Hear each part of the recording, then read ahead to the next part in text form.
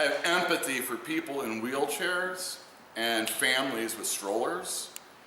And in the way the store was configured before we moved in here, there was just no way that was ever going to happen.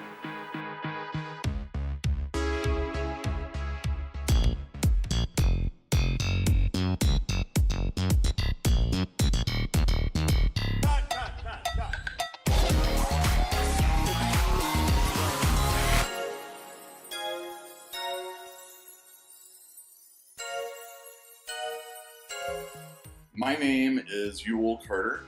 I own and run Fantastic Comics, a comic book store in Berkeley, California.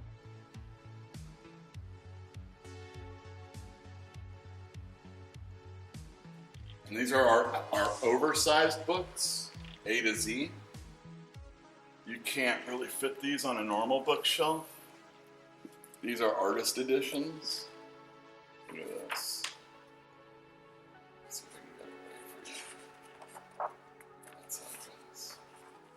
That's how it's supposed to look.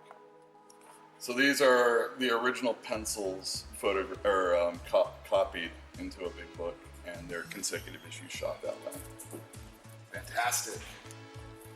We keep our strips up here, so Gasoline Alley. We don't carry a lot, but we'll carry Popeye. Here's Prince Valiant. I gotta admit, underground comics are not my forte, but I do know some. Definitely, without a doubt, the underground movement started in the Bay Area. As far as people that know even just a little bit, Robert Crumb was the shining star of the underground scene. Best way to read all those illustrators and artists and writers, was to get a Zap comic. And that's like Robert Williams, who was known for doing GNR covers amongst younger people. Older people. Underground comics aren't quite the same like it was then. Now it's independent as opposed to underground, and independent can mean that you have actually a company. Like a small company, Microcosm, is being distributed by Perseus, who is the company that we get No Brow from, which is a British company that specializes in illustrators all over the world working for them. I personally don't have any connection with slave labor. I know people or friends of mine that have worked for slave labor in the past. Yeah, Little Gloomy was a pretty cool book when I was working at Comic Relief. The creators also worked there.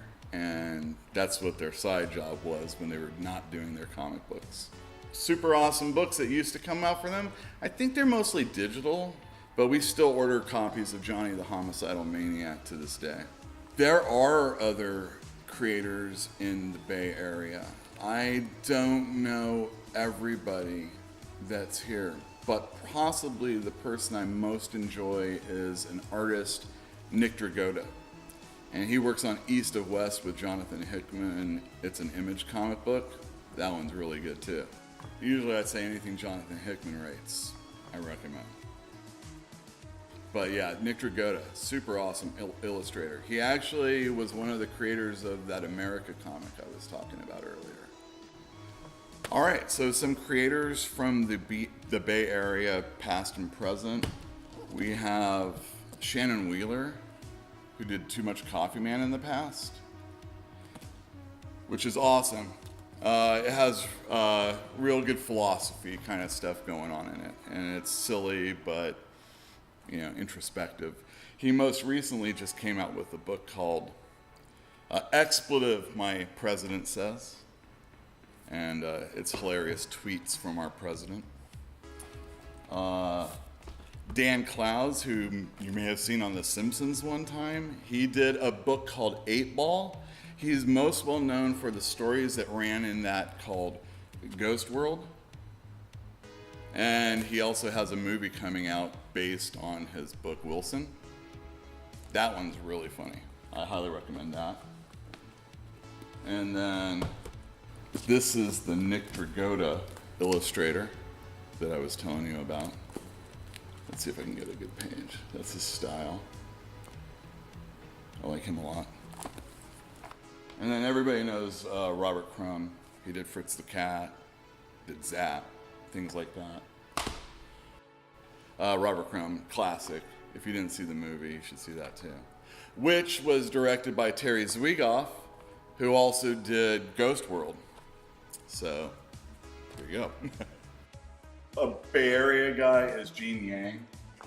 He's really well known for doing a book called American Born Chinese. And then most recently he did Boxers and Saints right here.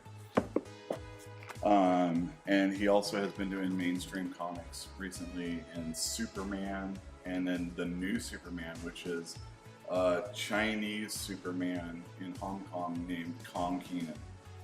And that one's pretty good too. He's a real jerk kid too. It's fun. So this table, not only is it all non-superhero, but it, for the most part, should be either a memoir or nonfiction. So true life events occur here.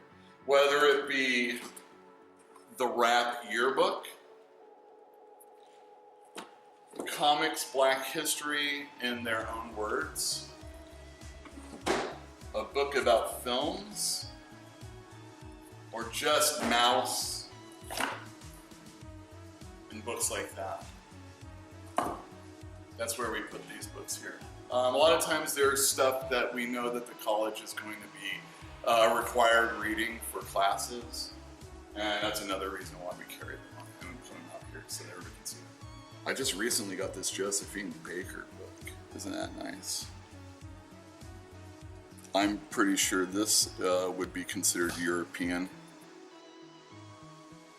And this is from Self-Made Hero, which again is a small company that has an umbrella company that distributes their books. This economics book does really well for us. And then of course, we sell Mouse because it's being taught at the college, probably for like 15 years straight, which is awesome. Yeah, so these are the new all ages monthly comics that come out. So these are ones that come out weekly. And then when they're done being weekly, let's say My Little Pony, we put them all over here. I try not to jack up the prices for kids. For the adults, I have no problem with it. This table is, for the most part, independent books. Maybe books that have more of a slant towards the older reader, if only because of language or some of the subject matter. But it is also where we'll have our zines or mini comics. So this is a gentleman named Rob Sikoriak who does this book. A new Nick Fury series, and it's drawn by this Aku guy. And what he does is he does nice stuff with the titles pages. Very similar to Steranko in that respect, but with the flair of today. Yeah, I like that one a lot. Going back to Steranko. I think Steranko is probably one of my favorites of all time. He didn't do enough to where I could put him in my all-time favorite category, but as far as like taking a advertising and bringing it to comics, he just did a look that nobody else was doing. He actually did a lot of his art over Kirby breakdowns, and yeah, that's cool. But they are doing reprints in dollar format of Kirby comics. Oh, nice. So this is the Simon Kirby stuff. Captain America back in when he didn't have a full mask. Ugh. I don't know if I would have read comic books back then if people were not covering their ears like that. But yeah, and then it's like all Nazis, and of course the Japanese interpretation isn't necessarily a stellar one. But yeah, Kirby's awesome. I have more of a respect for him as I've gotten older, Kirby, because when I was a kid, he was kind of phasing himself. You know, he was getting phased out, and everything was really loose. The older you get, an illustrator a lot of times will work looser. So I didn't have quite the respect of, for Jack Kirby then, even though I was reared on Hulk and I didn't know who he was then. So I like that stuff. I like Thor. It was all Kirby. But yeah, but now he's the king, always.